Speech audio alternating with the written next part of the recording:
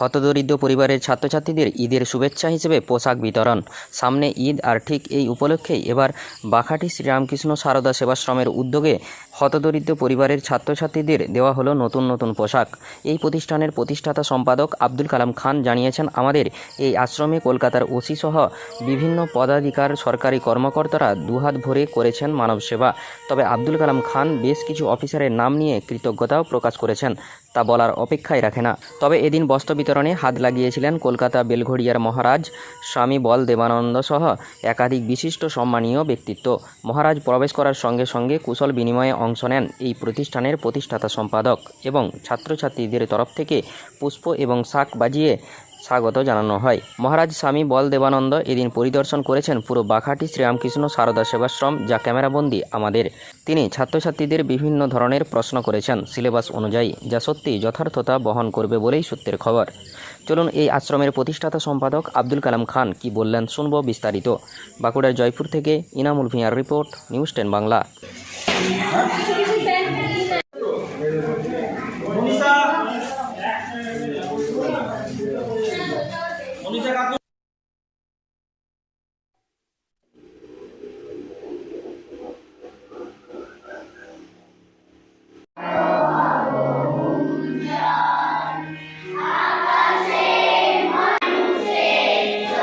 দেখুন, এই সামনে ঈদ আছে, ঈদ উল ফিতর। আমাদের যে ছেলেগুলো পড়াশোনা করে বেশিরভাগই দুস্থ নিডি পরিবারের, আদিবাসী, মুসলিম, পিছিয়ে পড়া শ্রেণীর মানুষ বেশি আছে। অনেকের বাবা আছে, হয়তো মা নেই, কারো বাবা মা আছে, বাবা নেই, আবার কারো বাবা মা কেউ নেই। এই অনাথ ছাত্রদের জন্য আমাদের কলকাতা পুলিশের, আমি যেখানে বর্তমানে কাজ করি, কলকাতা পুলিশ হাসপাতালের ওসি মাননীয় ওলেউল ইসলাম স্যার এই বাচ্চাগুলোকে জমা দিয়েছেন।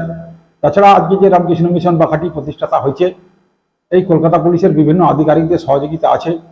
আপনি ধরতে পারেন সহনগরপাল অলোক সান্যাল, ইন্সপেক্টর পল্লব হালদার, সহনগরপাল নবেন্দু ভট্টাচার্য, যিনি সারা বছর এর খবরাখবর রাখেন। আমাদের কলকাতা পুলিশ হসপিটালের বর্তমানে যিনি সহনগরপাল আছেন অভিজিৎ মালাকার স্যার আছেন, লক্ষ্মীনারায়ণ দাস ইন্সপেক্টর, উনি এখন ট্রাফিকের ওসি হয়েছেন।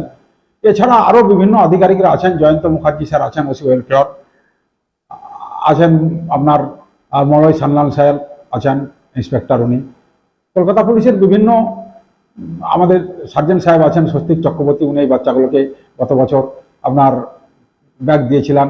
আমাদের কলকাতা পুলিশের সার্জেন্ট মিহির মজুমদার স্যার বাচ্চাগুলোকে ব্যাগ দিয়েছিলেন। এরকম কলকাতা পুলিশের বিভিন্ন আধিকারিকরা বিভিন্নভাবেই, আপনারা দেখেছেন ওই একটি ঠান্ডা জলের মেশিন আছে, ওটা ইন্সপেক্টর পল্লব হালদার আর সহনগরপাল অলোক সান্যাল স্যার, ওনারা সহযোগিতা করে এখানে ঠান্ডা জলের মেশিন বসিয়ে দিয়েছিলেন।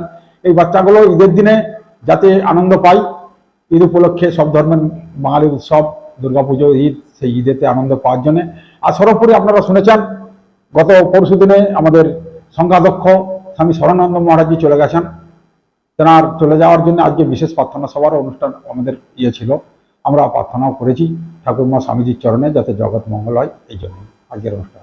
আজকের বিশেষ অতিথি ছিলেন রামকৃষ্ণ মিশন বেলঘড়িয়া ক্যালকাটা টুডে সংসের স্বামী বলদেবানন্দ মহারাজজি, উনি আজকে বিশেষ অতিথি ছিলেন। উনি আমাদের আজকে আশ্রম পরিদর্শন করলেন, রাত্রে উনি এখানে থাকবেন।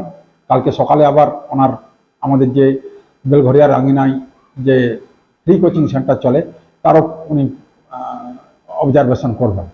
আমার নামে, আমি এই প্রতিষ্ঠানের প্রতিষ্ঠাতা সম্পাদক আব্দুল কালাম খান।